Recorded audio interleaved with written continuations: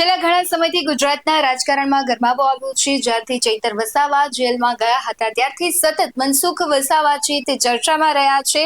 આમ તો એટીવીટીની જે મીટિંગ હતી ત્યારબાદ ચૈતર વસાવાનું કહેવું હતું કે તે ત્યાં પહોંચ્યા હતા. ત્યારબાદ અનેક તેમની પ્રતિક્રિયાઓ આવી હતી, પરંતુ ફરી એક વખત ગરમાવો આવ્યો છે. ચૈતર વસાવા ગઈકાલે એટીવીટીની મીટિંગમાં હાજર રહ્યા હતા, પરંતુ મનસુખ વસાવા નહોતા અને તેને લઈને મનસુખ વસાવાએ કલેક્ટરને ઉધડા લીધા હતા. શું હતી સમગ્ર ઘટના, કલેક્ટરને તેમણે શું કહ્યું તેના વિશે જ આ વિડીયોમાં વાત કરવી છે. નમસ્કાર, BS9 TV ન્યૂઝમાં આપની સાથે હું ભગવતી વિશાવડિયા. છેલ્લા ઘણા સમયથી જે પ્રમાણે ચૈતર વસાવા છે તે સતત ચર્ચાઓમાં રહી રહ્યા છે, તે જ રીતે મનસુખ વસાવા પણ એટલી જ હદે ચર્ચામાં રહ્યા છે. એ પછી ચૈતર વસાવાનો મુદ્દો હોય, આદિવાસીઓનો હોય, મનરેગા યોજનાનો હોય કે કોઈ પણ મુદ્દો હોય, સતત તેઓ ચર્ચામાં રહ્યા છે. ફરી એક વખત ચર્ચામાં આવ્યા છે અને આ વખતે કારણ એ છે કે ચૈતર વસાવા જેલની બહાર આવ્યા અને ત્યારબાદ પહેલી વખત એટીવીટીની જે મીટિંગ હતી તેમાં તે હાજર રહ્યા, પરંતુ એ મીટિંગમાં મનસુખ વસાવા હાજર નહોતા અને તેને જ લઈને મનસુખ વસાવાએ કલેક્ટરને ઉધડા લીધા હતા અને તેમણે કહ્યું હતું કે જો ચૈતર વસાવાને તમે બોલાવી શકો છો તો મને કેમ જાણ ન કરી. તેમણે સરમુખત્યારશાહી ગણાવી અધિકારીઓને ઉધડા લીધા હતા. ત્યારે શું કહી રહ્યા છે જે કલેક્ટરની સાથે તેમણે વાત કરી હતી મનસુખ વસાવા, તેમના પર સૌથી પહેલા નજર કરીએ અને ત્યારબાદ સમગ્ર મીટિંગને લઈને તેમની પ્રતિક્રિયા આવી છે તેના પર પણ નજર કરીએ. અને ના ટ્રાઇબલ સપ્લાયનો અધિકારી છે તમે મીટિંગ રાખો, તમારા કહેવાથી એને કામ કરવાનું છે કે એ તમારાથી કામ કરે.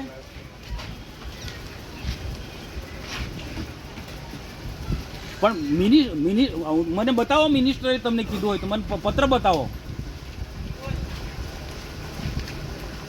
કાં તો પછી એ મેડમ ટ્રાઇબલ સપ્લાયના અધિકારી કે તે કલેક્ટરે તે પ્રકારે કામ કરવાનું માનવાનું છે. તમારે પ્રભારી મંત્રીને તમારે પૂછવું જોઈતું હતું. ના હું નહીં, તમે મીટિંગ જ કેમ ખોટી રાખીને અમને કેમ જાણ ના કરી? પહેલા તો એ ખુલાસો કરો.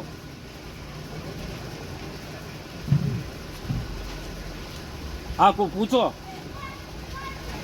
આ રીતના કોઈના દબાણથી મીટિંગ નહીં રાખો તમે. ના ખોટી વાત છે. જો તમે બીજા ધમકી આપતા હશે ને એના કરતા ડબલ ધમકી મનસુખ વસાવા આપી શકે છે. તમે જાણો ને.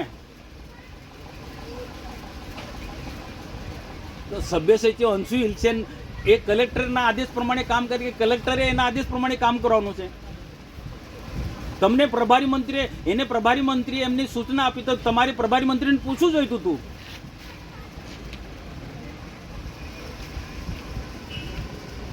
હા તો હું કીધું ફરી મીટિંગ રાખો એવું કીધું. હા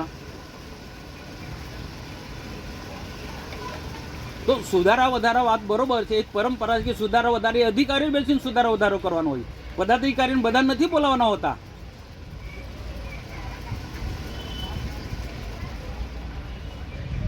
તો પ્રભારી મંત્રી આંખો મીચીને તે વખત સહી કરી, કાં તો તમે લોકોએ પ્રભારી મંત્રીને ગેરમાર્ગે દોર્યા છે. નહીં, મારો સીધો તમારા પર આક્ષેપ છે કે પ્રભારી મંત્રીની મીટિંગ થઈ તે વખતે ટ્રાઇબલ સમુદાય અધિકારી અને તમે લોકોએ આ પ્રભારી મંત્રીને ગેરમાર્ગે તે વખતે દોર્યા છે.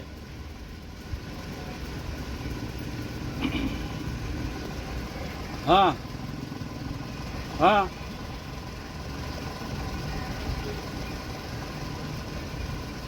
તો આપણે જે મંજૂર કર્યું એના પછી કોને બદલ્યું? કોઈ ના બદલી શકે. એક વખત પ્રભારી મંત્રીની અધ્યક્ષતામાં મીટિંગ મળે જિલ્લા કક્ષાની, પછી કોઈની તાકાત નથી કે કામ બદલી શકે છે. અને એ રાખો તો એ ગેરકાયદેસરની મીટિંગ છે, એ ના રાખી શકાય. હું તો મુખ્યમંત્રીને લખું છું. આ સરમુખત્યારશાહી ચાલી રહી છે. આ તો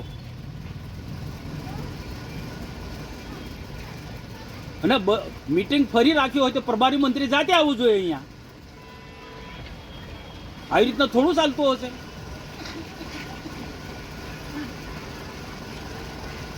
તો એને જ માને. પ્રભારી મંત્રીએ મીટિંગ રાખી, બધા ધારાસભ્યો, સંસદો બધા જ હતા અને એમાં પછી કોઈ ફેરફાર નહીં થવો જોઈએ. અને મુખ્યમંત્રી કાર્યાલયમાંથી તમને મેસેજ આવ્યો હોય તો તે કહો, અમે તે મુખ્યમંત્રીને કહીએ છીએ. તો પછી આ મીટિંગ જ ખોટી રાખો છો તમે આજે.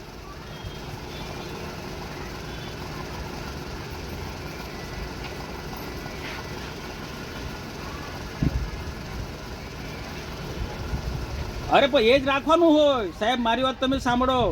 જિલ્લા કક્ષાના મીટિંગ પ્રભારી મંત્રીના અધ્યક્ષ સ્થાને મળતી હોય અને પ્રભારી મંત્રીએ બહાલી આપી દીધી હોય તો એ જ રાખવાનું હોય. અને કદાચ કોઈ કારણસર ફેરફાર કરવો હોય તો એ તમારી કોર કમિટીની હોય છે. એમાં તમે હવે 5-10% કામો ફેરફાર કરી શકો. આખું આયોજન ના ફેરફાર કરી શકો.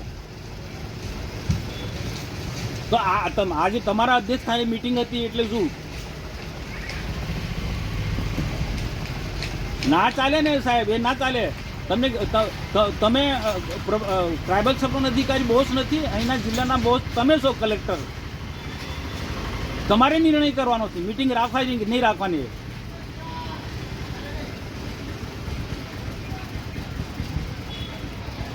કશું ના, પણ તમે મીટિંગ બધા જ લોકો હતા. જિલ્લા પંચાયતના પ્રમુખ હતા, દર્શનાબેન હતા, ચૈતરભાઈ વસાવા બધા જ હતા.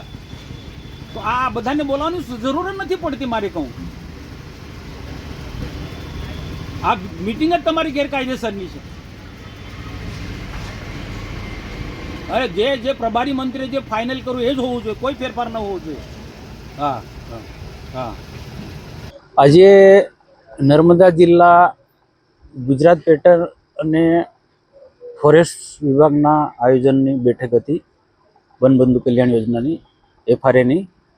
હવે કલેક્ટર શ્રી નર્મદા અને રાજપીપળા ટ્રાઇબલ સપ્લાન અધિકારી આ બંને નેતાઓ આદિવાસી આગેવાનીને અંદર લડાવવાના ધંધા કરે છે. આજે જે મિટિંગ હતી એની મને જાણ જ નથી કરી. અને આ જ મિટિંગ અગાઉ થઈ ગઈ, તાલુકા મિટિંગ થઈ ગઈ, જિલ્લા કક્ષાની મિટિંગ થઈ ગઈ. પ્રભારી મંત્રીએ એને સર્વાનુમતે મંજૂર કર્યું. પ્રભારી મંત્રીના મિટિંગ પછી આ મિટિંગ બોલાવવાની જ હોય નહીં. પણ કલેક્ટરશ્રી અને ટ્રાઇબલ સપ્લાન અધિકારી કઈ રીતના આજે આ મિટિંગ રાખી એ જ મને સમજાતું નથી. અને તેમાં પણ બધા જ લોકો ને જાણ કરવામાં આવી, મને જાણ નથી કરી. અહીંયા રાજપીપળા ખાતે વડાપ્રધાન શ્રી નરેન્દ્ર મોદીજીના જીવન આધારિત પ્રદર્શની હતી.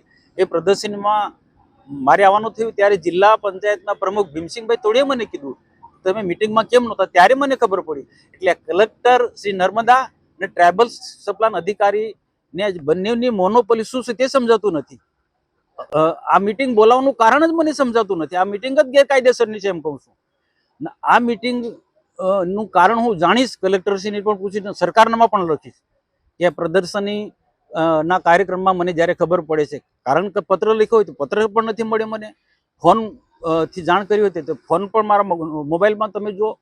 એટલે આ જે ગંદી નીતિ છે અધિકારીની, એ અમારા આદિવાસી આગેવાનોને અંદર લડાવવાના ધંધા આ લોકો કરે છે. આ ટ્રાઇબલ સપ્લાનની મિટિંગ પૂર્ણ થયા પછી ધારાસભ્ય ચૈતરભાઈ વસાવા એ પણ હતા અને બીજા પણ બધા જ પ્રતિનિધિઓ ત્યાં હતા. તો પત્રકારોને એમને એક ઇન્ટરવ્યુમાં ચૈતરભાઈ વસાવાએ કહ્યું કે જિલ્લામાં બધા કામો અમારા આવ્યા નથી. જે પણ મેં દરખાસ્ત કરી છે એ દરખાસ્ત આવી નથી. એને એમના રીતના એમને કહ્યું.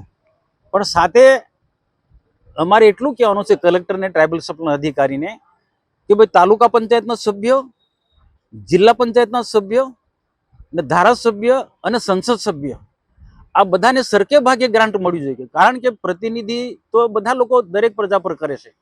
બધાના જ આગેવાનોના ચૂંટાયેલા પ્રતિનિધિ કામો આવવા જોઈએ. અને આજે મારા માટે જે મીડિયામાંથી જાણવા મળ્યું કે મારા માટે ચૈતરભાઈ એવું બોલ્યા કે મનસુખભાઈ મારા વડીલ છે, એ જે બોલે છે બહુ આધાર પુરાવા સાથે બોલે છે. પણ મારા જેલમાં છૂટ્યા પછી એમને બહુ ખુશી થઈ હશે. જેલની બહાર પછી એમને જે સ્ટેટમેન્ટ એમને જે આપ્યું એના આધારે મેં પણ જે ગઈકાલે આપ્યું એને લઈને એમને જે અલગ પ્રકારનો મારા પર એને આક્ષેપ મૂક્યા. અને એમાં એમ પણ કહ્યું કે આ બધું આજે પણ એ બોલ્યા છે કે આ બધું કાવતરું મનસુખભાઈ જ કર્યું છે. એક બાજુ એમ કહે છે કે મનસુખભાઈ મારા વડીલ છે, બીજી બાજુ એ જે જેલમાં ગયા એમની સામે જે ફરિયાદ થઈ એ ટોટલી મારા પર આરોપ મૂકે છે. હું ફરી પણ વારંવાર કહું છું કે આ ચૈતરભાઈ ખોટી રીતના આ વિવાદને આગળ વધારવા માંગે છે. હું આ વિવાદને શાંત પાડવા માંગુ છું ને એ વિવાદને આગળ વધારવા માંગે છે. મારા પર ખોટો આરોપ થતો હોય તો મારે તો લોકોમાં ગેરસમજ ના ઊભી થાય એના માટે સ્પષ્ટતા કરવી પડે, જવાબ આપવો પડે કે જે ચૈતરભાઈએ સંજયભાઈ તાલુકા પંચાયતના પ્રમુખને છૂટો મોબાઈલ માર્યો, છૂટો ગ્લાસ માર્યો. એ ઘટના મેં જોઈ નથી, પણ ત્યાંના ઉપસ્થિત પ્રાંત અધિકારીથી માંડીને બધા જ લોકો, અમારા પાર્ટીના આગેવાન મોતીસિંહ વસાવાથી માંડીને બધા જ લોકોએ કીધું કે આવી ઘટના ઘટી. અને જે પ્રમાણે મનસુખ વસાવા આક્ષેપ કરી રહ્યા છે, તમને શું લાગી રહ્યું છે તે કમેન્ટ બોક્સમાં જરૂરથી જણાવજો. આવા જ વધુ અહેવાલો સાથે ફરી મળતા રહીશું. તમે અમારી યુટ્યુબ ચેનલને સબસ્ક્રાઇબ કરવાનું અને ફેસબુક અને ઇન્સ્ટાગ્રામ પર ફોલો કરવાનું ભૂલશો નહીં. બાકી અમને અપડેટ્સ મેળવવા માટે જોતા રહો BS19 ન્યૂઝ. નમસ્કાર.